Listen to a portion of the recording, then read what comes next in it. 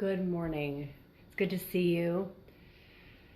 I have a couple real life stories that are personal to me. I want to share them with you so that you can start to really access. Yeah. Um, yes, so I wanted to share some real life stories, some personal stories of why I feel embodiment is incredible and why I'm so passionate about it, why you're hearing me talk so much about it, and why you're going to continue to hear me talk a lot about it.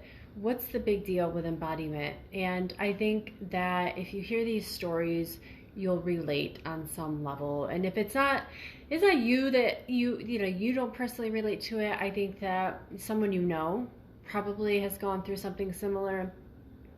So, and then I want to talk just briefly about, we'll start here. We'll start with the cognitive neuroscience. So some of you may know that during my undergraduate studies, I was a student of neuroscience and psychology, and was a research assistant in a cognitive neuroscience lab. And anyhow, that's what I wanted to do. At one point, it was just all about fMRI research, and I wanted to dive into the brain more, and because it's fascinating. It's this black box inside of our head, and with certain tools we can go in, we can learn about the brain, right? So there was this experiment that I learned about during my graduate research that has stuck with me because it is proof that the body is sending us constant signals to the brain, sending the brain constant signals on how to behave. And for me, this research is the piece as to, yeah, duh, this is why we need to be constantly moving our bodies, exercising, doing yoga, qigong, doing your morning rituals. Okay, so I'll get into it. What's the research? And now, I haven't read this research in a while, so you're going to have to just bear with me. I'm going to go off of memory here, and I'm sure I'm going to mess it up just a little bit, but the gist is there. The findings are accurate. So, researchers took two groups of people, okay? And they had them all like step up on a box and step down, just 1 foot down, 1 foot other, 1 foot down. And this was to measure their cardiorespiratory baseline. And then they separated people, like, so they would step up and down on this box for like a minute or so, and then they measure their heart rate. And if your heart rate was really low after doing this exercise, that was, you were moved into the fit group, the physically fit group. And because your heart doesn't work as hard to do something like that, you're considered more conditioned. Then the other group were people that did the same exercise after a minute, but their heart rate was higher, so they were considered a little less fit. Okay, so we've got our two groups of people. And then they had both groups sit down and put headphones on, and what they were hearing was a looming noise. This and it would kind of come in, you know how they can do stereo, and so it would come in the left ear phone, ear bud, I don't know what you call that thing on your head, but it would come in here to that speaker, and then it would like loom around, and then it would get louder, so it was sounding like it was coming closer to you. That's that looming noise. And the researcher said, hey, when you feel like you've had enough, it's the point of it's super close to you, that sound is getting close enough where you're like, I'm done, like I would want to run now, I want you to hit this button, okay? So hopefully that makes sense. So everyone, the fit group, the unfit group, headphones on, one at a time, signal when you feel like it's a threat, that looming sound is too close. What they found, you guys, and this is what it's like, I love this research, they found that the group that was less fit signaled much sooner to that looming threat than the group that was fit. So in other words, having the group that was fit let the looming threat, let the sound come closer to them. So why? What's going on here? Well, the researchers propose that what's going on is that when someone's in really great shape, cardiovascularly, their bodies is sending a unique strength signal, those are my words, to the brain to say, hey, you're actually in pretty darn good shape. Yes, we are hearing this weird noise, and yes, it's getting closer to us, but let's investigate it. Let's stay put, because if it's a threat, if it's in fact a threat, you're strong enough to fight, or you're fast enough to make a beeline and quickly blast yourself, sprint away. You're in that good of shape, you can probably outrun it, or if you need to, you can fight it. So stay. Now, conversely, what does that say about the unfit group? If your cardiovascular strength was lower, you hit that button sooner because the opposite of the fit group. Your body is sending a signal to the brain saying, hey, you know what? If that in fact is something we need to run from, we better get going now. Let's just get going now, right? Like, let's just go. Let's not wait. Let's not wait to see if that thing's in fact gonna hurt us. Because you wanna know what? If it is a threat, if it is truly a threat, you're not gonna be able to fight it off. And we need to get you running now so you can get a little bit more of a head start. Does that make sense? Isn't that cool? It's so fascinating. And what's great about this research is it's repeatable too. So other researchers did similar experiments and they found the same thing. Okay, I've got one more for you. I thought I was just going to give you one, but this is the other one that's really cool to me too. And really drives home for me again the importance of the physical body as a signal generator to the brain. And of course, our brains are important because the brain is all about behavior and what we do and how we act and how we think in the world. Okay, so it's not just about the brain. We have to understand that the body is a major signal source for us. It is a signal generator that is going to make or break how you view your world. Okay, so here's the next one. Okay, so again, two groups of people. They had one group, so two groups of people, but they both had a cup of water. But the water had dye in it, like red or something, I think. And so you could not, they looked the same. But one of the glasses had sucrose in it, sugar, table sugar. And the other did not. So no one knew what group they were going to be in. They just randomized and separated it into two different groups. I'm just checking the time because I do have to work soon. I do other things in yoga and talk about neuroscience. So they had two different groups randomized, and they had one group got the red colored water that had sugar, and the other group got the red colored water that didn't have sugar in it, okay? Then after they drank their glasses, they had people sit down in front of a computer, and there was on the computer monitor a picture of a really tall mountain. And they asked each person to give a guesstimate on how tall that mountain was. And guess what? The group that did not have the sugar rated the mountain on average as much taller than the group who had the sugar. In other words, the people that had the sugar water said the mountain was smaller. What's going on there? What's up with that? Sugar and perceiving the height of a mountain. Okay, what's going on there is that you got to remember that glucose is the food of the brain. It's what I call the currency of the brain.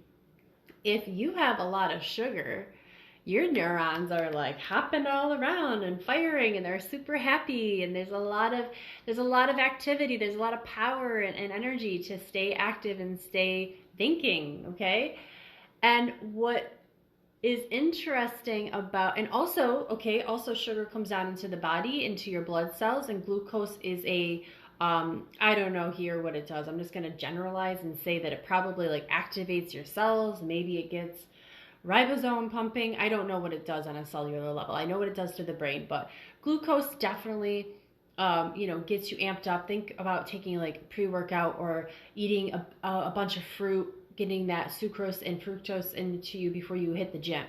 right? It's like fruit is like a natural energizer, and it helps your muscles, probably ATP, right? Adenosine triphosphate. It probably helps with some sort of like making that. If you know anything about it, please comment. I would love to learn what it actually, how sugar, how it makes energy in the muscles. Okay.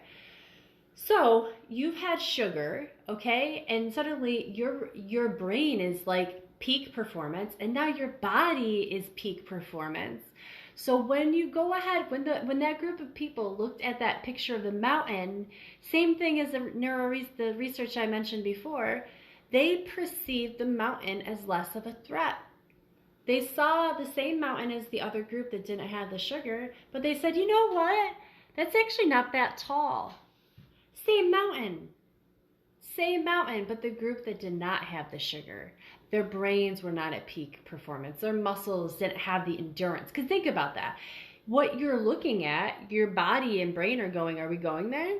It doesn't know the difference between what's actually in reality and what you imagine or what's an image. Your brain responds to whatever it sees, whether it's actually in the moment or you're making it up. And then it like asks the body, it's like, hey, what do we think about that mountain? And then if you've exercised, if you got good cardiovascular fitness, if you're in good shape and you're eating well, your muscles, your body's gonna like shout up to the brain, we got this, go, do it, climb that mountain. It's not that tall. Right? Isn't that crazy? And then the other group who does not have the sugar, and I'm combining both of these research papers together that I mentioned. If you didn't have the sugar and you probably weren't in good cardiovascular shape, let's just imagine that combination of a person.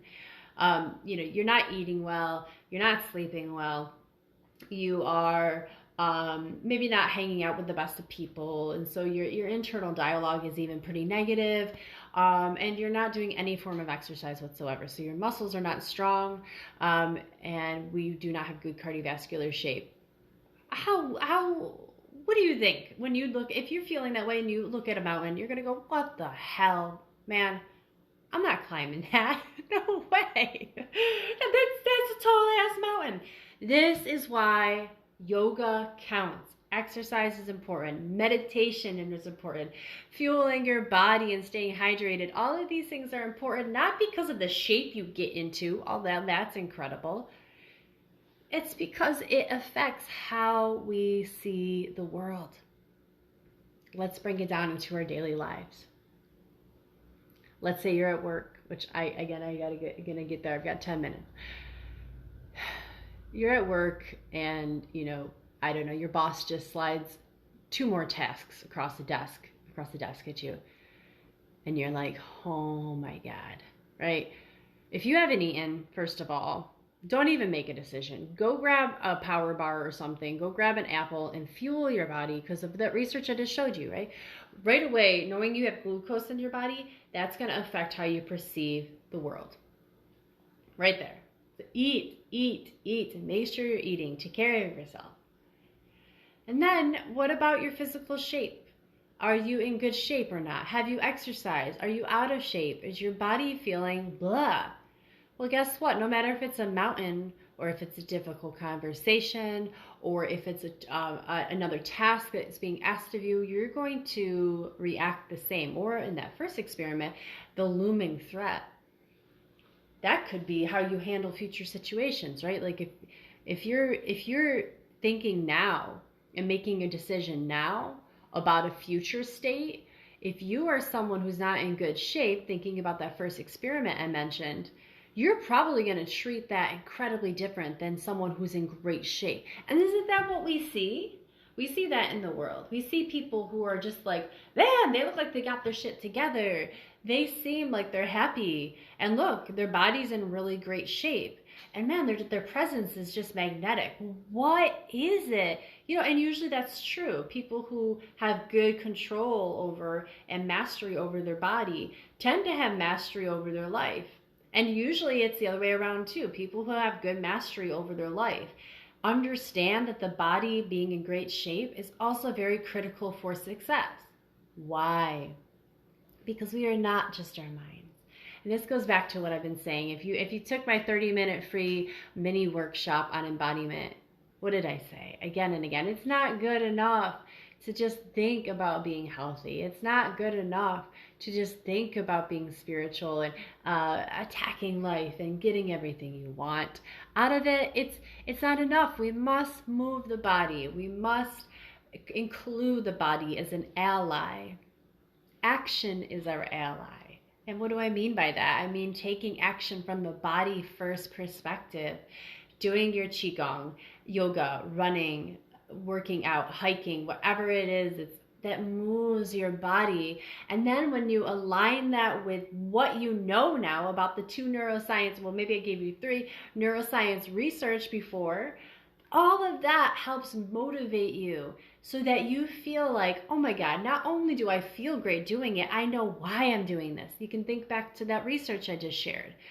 I know that getting my steps in is fantastic because it's going to help me with my future challenges. I know that being in good cardiovascular shape is good for me, not because it helps me, that the body looks good on the outside. It's because the mind is going to react differently to stress. And then when we're working at an optimal level, okay, I didn't even get to my personal stories. I told you guys I was going to talk about it. I'll get there. I still have a couple minutes. Thanks for hanging with me, you guys. Who's ever here on this call or this live right now, love you guys. And future people tuning in, I love you too. Thank you so much for hanging out.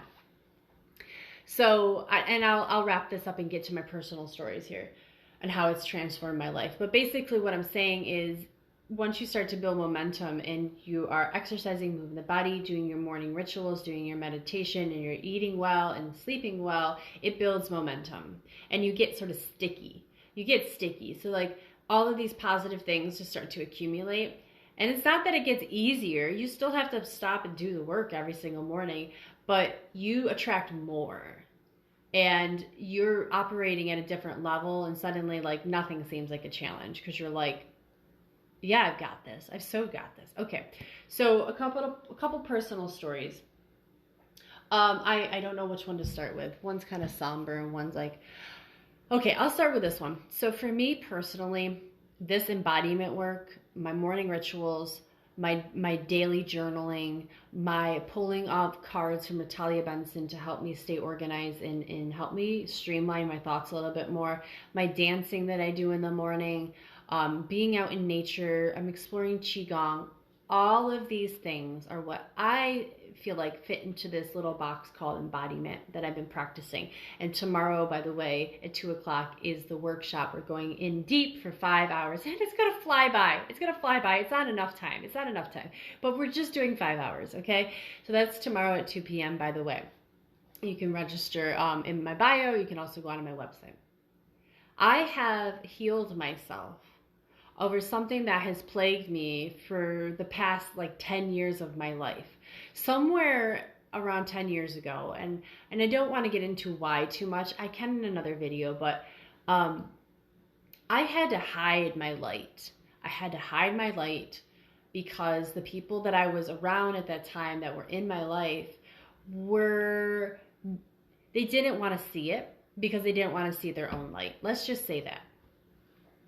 They were taught that any sort of creative thinking, any spirituality, any sort of woo-woo and good vibes and stuff is not as legit as what the analytical mind thinks. Now, I do want to say that that group of people and that point in my life put me on an incredible journey for the intellectual world and academics, and I ended up getting my undergraduate and then graduate work and landed this great job as a UX designer. And now I'm re-entering really hard, fast re-entry back into the physical world and in the energy world. So it's beautiful. So I am thankful, but to survive, to live well during that period of my life, I had to hide my light. I had to hide my intuition from my body, and to trust that comes up when you are really living embodied. You are filled with trust. You fucking know yourself. You fucking know what you want. Like, you don't question it, and you're so filled with light. You're like, I love everyone and everything, and I'm not afraid anymore. My God, I'm not afraid. I was afraid before. I didn't realize I was afraid. So all of these things that come to you, my hair is bugging me. It's like stuck in here. But when I now know that that's the way I was living and had to because of my living situation and my life and my marriage at that time. There was a lot of dynamics there that were beautiful, but there also were a lot of things that I had to hide that were really truly who I am. Embodiment, this way of working, this way of being, has helped me uncover all of that again. I am my confident self. I am celebrating every day who I am and how I feel. I am embracing my intuition and my body's wisdom. And because of that, I feel confident and I trust myself. And it is trickling into everything, you guys. It's not just my spiritual life that's thriving right now. It's not just my financial life that's thriving right now, and my hustle with yoga and being with you right now. These things are all flowing, but it's trickling into the things I didn't think it would trickle into, like my day job as a UX designer. You guys, I am like owning it and stepping into it. I used to be afraid of like what I didn't know. And it's not like I wasn't afraid to say I didn't know. It was like a deep-seated feeling of, I better know. Because if I don't, I'm a failure. And that comes from living up here. Because guess what? The brain doesn't know it all. The body doesn't care. The body's like, you will figure it out. Girl, I got you. You will so figure this out. It's okay. Don't worry. You don't need to know it all. We don't need to be perfect. Okay, brain's like, you got to be perfect. Okay, so this shift from mind to body and really living first, body first, has allowed me to feel tremendously confident. So much that like I have taken on so much more at work. There's talks about like new positions opening up, and I'm getting mentorship about how to move into these roles, which is just incredible. Like life is, the switch is on now for me because of these embodiment practices. Okay, so that's my personal story, and it's incredible, and I hope you feel that. The other side of this is the other story I want to share is a little bit more somber, but I think it's absolutely important that I share this. And I have to be careful with names here because some of you that are going to be watching this and some of you who follow me know this person that I'm about to talk about.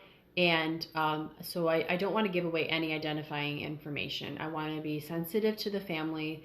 And I want to be sensitive to this individual who is no longer with us. But I want to honor her soul like this. And I also want to just say confidently and firmly right now that this is my truth. This is my belief of what happened and why she is no longer with us in physical form. And also, this story is the reason I'm being called to talk about embodiment. It literally will save your life.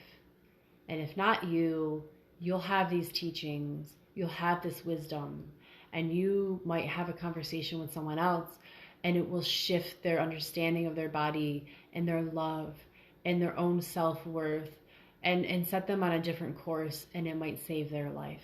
So I had a close friend, and she is no longer with us.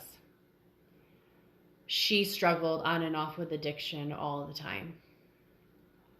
And she played by the rules. She finally got sober for a long time. She went to school, graduate research, was a nurse practitioner, started her own business eventually. Like a lot of things on the surface and on paper that you'd be like, wow, this person is rocking it out. Great house, great fiance, great car, like everything on the surface is incredible. She was beautiful, absolutely stunning, amazing personality, magnetic, and so freaking intelligent and witty and sarcastic. I mean, had it all going on. I love her so much. I miss her so much. But she was miserable. She was absolutely fucking miserable and terrified. And I don't know enough about abuse, drug abuse, and alcohol abuse to talk on that topic. But I saw how every day it was a struggle for her to stay sober. And I also want to say that from what I know about being close to that family and the parents that raised her, here's my take, you guys. Her body and her feminine energy was so sexually on fire. And I mean that not in like dirty sex. Like don't think that way. Think sexuality, like that primal force that moves us. She was on fire. But she was not, unfortunately, raised in a family setting that celebrated body, that celebrated that feminine essence and sexuality, that creative force. She was too much for them. And I think, like, I only knew her for about 10 years or so. But I think that from a young age, she was told she could not be herself, that herself was too much, that her body and what it craved and how it wanted to express itself was too wild, too much, too wild, too much, too wild. And then she had to shut down, shut down, shut down, shut down, shut down, shut down, and live from here, just the mind. And so she did. She controlled her addiction with her mind. She controlled her life with her thoughts. She went to school. Everything was intellectual. The way she presented herself, the way she had to talk. But I believe deeply that the real her was just crying out and broken inside. And eventually it led her to some really bad decisions toward the end of her life, craving attention from others, craving this wild life, that eventually led to her overdose, and she died. Yesterday was her birthday. She would have been 40, I think. So the world lost an incredible soul. Now, do I think it's just embodiment that would have saved her, that would have kept her around? No. But I think if she would have heard at a really young age that her sadness that she carries is a gift, that the pain she feels is a fucking Buddha heart,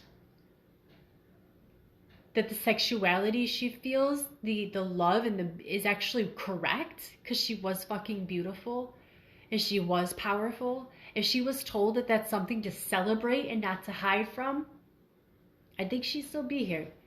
I really do. I really do. I don't want anyone, as long as I'm alive and you are listening to me, I'm going to tell you how beautiful you are. I'm going to tell you how powerful you are. And I'm going to tell you again and again that you can heal yourself. You can heal yourself. And I've done it too with my own wounds and my own trauma as well. It's not easy. It's not linear, but it's possible. And these types of practices are deep and cathartic for a fucking reason, because it just might save your life. I really believe that. And I'm passionate about it for that reason. And if you're okay and you feel good and you feel embodied, then it's time to carry that torch onward to your friends and your family too. I want to task you and challenge you and empower you also to start sharing embodiment practice with those around you, because not everyone carries that. Not everyone understands just how incredible their body is and how it's a source of truth, and it's really home where we can start to integrate and put the pieces back together to make a new shape. Not the shape you were told you need to be. That's the piece. It's the shape that you're supposed to be. Okay. Thank you. Thank you so much for holding the space for me and listening. I love you guys, and have an amazing embodied day. Okay, just have a great day, and know that you're loved and you're supported, and everything's gonna be okay, you guys. Okay, I love you.